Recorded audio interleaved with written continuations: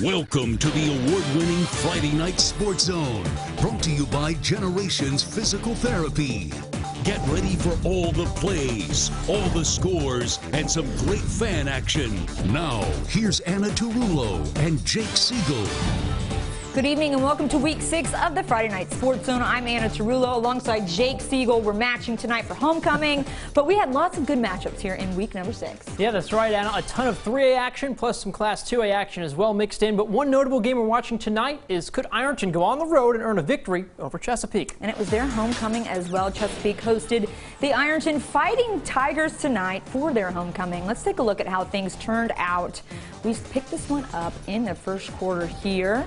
At Ironton possession, Gage Salyers has the ball looking to run it.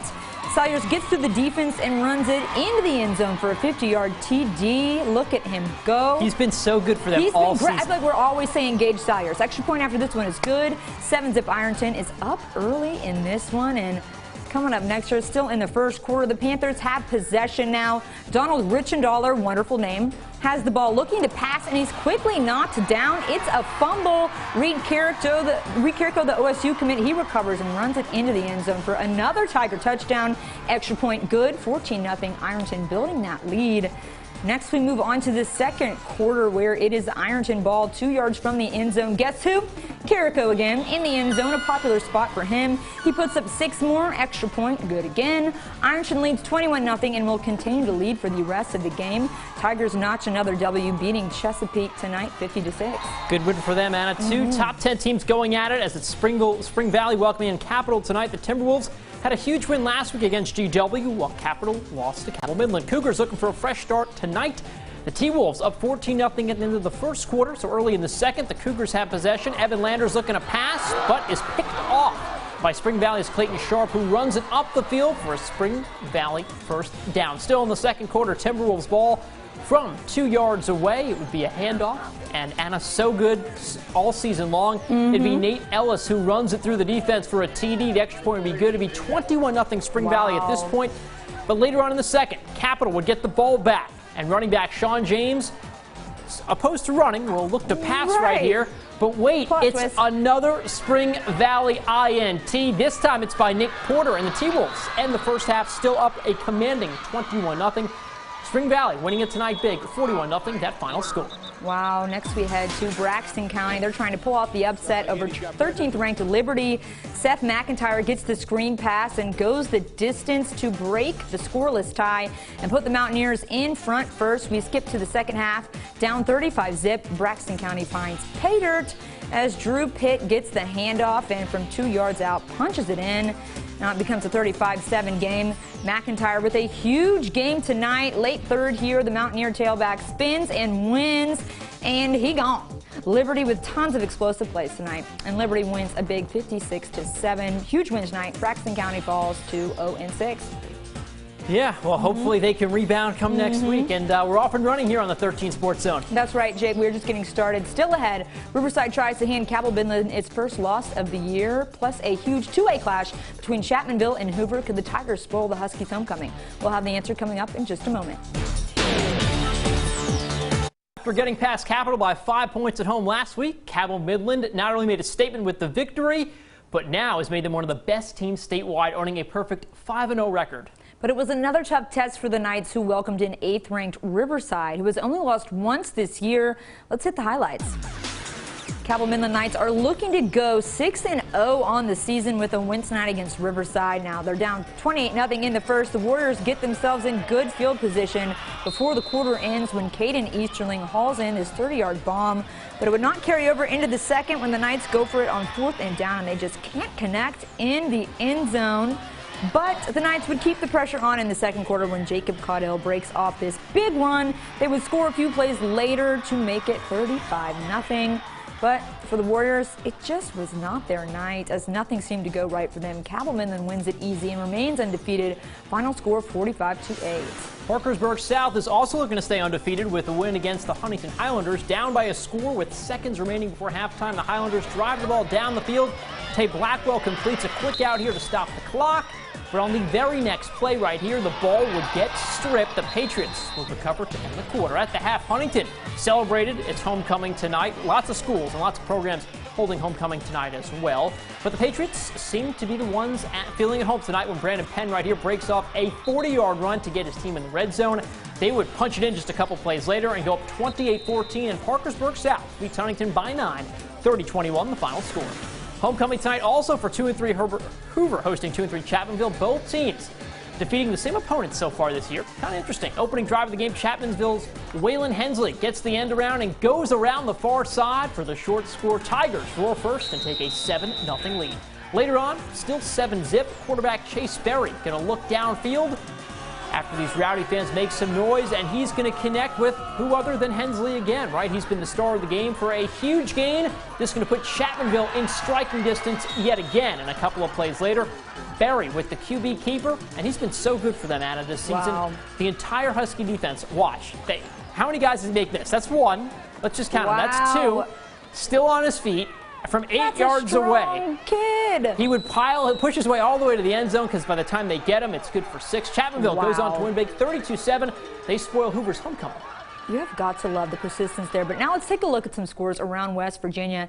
GW wins it by 1 over Hurricane tonight. The Patriots defense holds tough, stops a Hurricane 2-point conversion attempt in overtime to win it and improve to 3-3.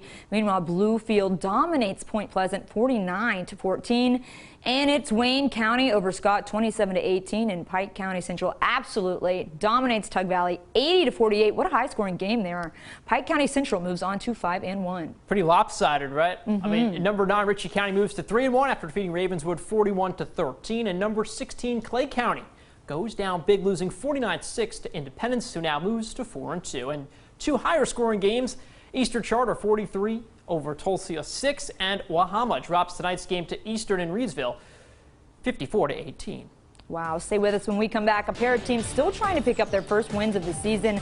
Find out if they got it done tonight. Plus, we'll show you our play of the night and check in with some other area teams, both out of state, when we come back. Stay with us. He's Jake Siegel. I'm Anna Tarullo. The Friday Night Sports Zone rolls on. And Jake, still some teams searching for their first W's of the year. Yeah, kind of late. Logan and St Albans both on the road tonight. But before we see how they fared, a massive showdown between undefeated Sissonville making the trip to take on 4-1 Polka. And Anna, I know this was a game we were kind of excited for. Absolutely. You know, before our show started, we spoke about this one, and I know you were kind of absolutely all uppity ready to get there. Now Polka running on the field here. First quarter, 0-0. Polka quarterback Jay Cook drops a dime to Toby Payne, and he is tackled just short of the end zone right there. Next play coming up, quarterback Cook takes it in himself. I'll do it myself. 7-0 Polka. Second quarter now, right after the drum line. Same score, Sissonville driving as Dylan Griffith runs it down the middle, a couple yards short of the end zone. The drive stalls, though, in Sissonville. Wyatt Urban's kick is good on the 25-yard field goal. 7-3 Polka. Back to Polka. Quarterback Jay Cook. Quick pass to Ethan Miller for the first down. There we go. Next play, running back Ethan Payne, who's been outstanding. He takes direct snap and rumbles in for 3 yards out. 14-3 Polka. The Dots win it 69-24 and move on to 6-0. Awesome for them. Really good football. Great. Homecoming, the theme tonight on our show, as for these high schools as well. At Nitro, he catches one in the second. They're up 14-0. Quarterback Jordan Hayes throws it downfield on 3rd and long.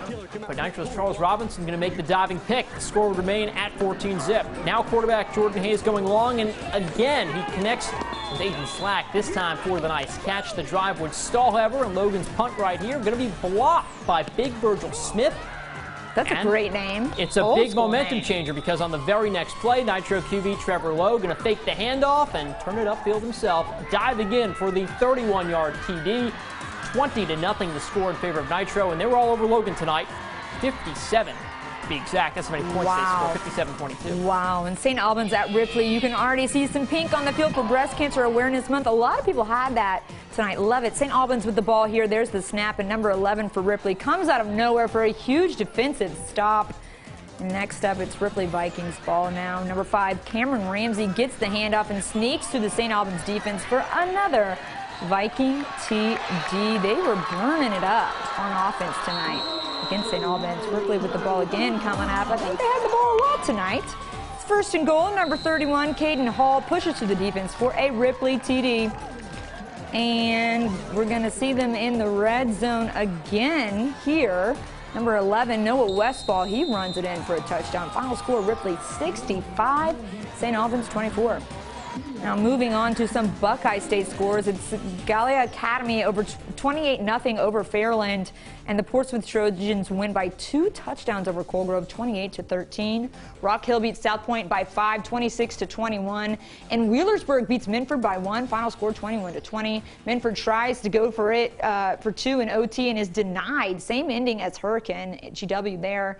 Southern beats South Gallia big time, 39-12, and we're also just getting word that Oak Hill beat Valley 21-16 for the first time since 1995. Jake, how about the Bluegrass State? Yeah, let's head to Kentucky. The Tomcats remain dominant. Another shutout, this time over Raceland, 26-0 the final score. And it's Bell for a big victory over Floyd Central, 41-6. And finally, Prestonburg in a surprising loss to Shelby Valley. They go down big, 61-14 final score in that one. Now, Jake, as the weeks have gone by, our Play of the Night segment has just been better and better each week, and tonight was no exception. Yeah, that's right, Anna. Tonight's Play of the Night really embodies effort, and they say attitude and effort are things that one can control. Take a look at this play right here. Chapmanville quarterback Chase Berry has reservations for 6 on this play. He would not be stopped. He probably dodged the entire Hoover defense. Amazing. Literally carried them on his back and found the end zone. They bring him down. It's a Tigers touchdown. That's some Benny Snell stuff. It really is. I love that. Great effort by that young man, and he delivers his team a victory, so pretty good right there. I love that. I love the persistence, the perseverance. That was my dad's senior yearbook quote. Perseverance is the key to success, and we're seeing that there. So, Jake, it was a fun week 6, but college football is back tomorrow. Charleston and Marshall are on the road.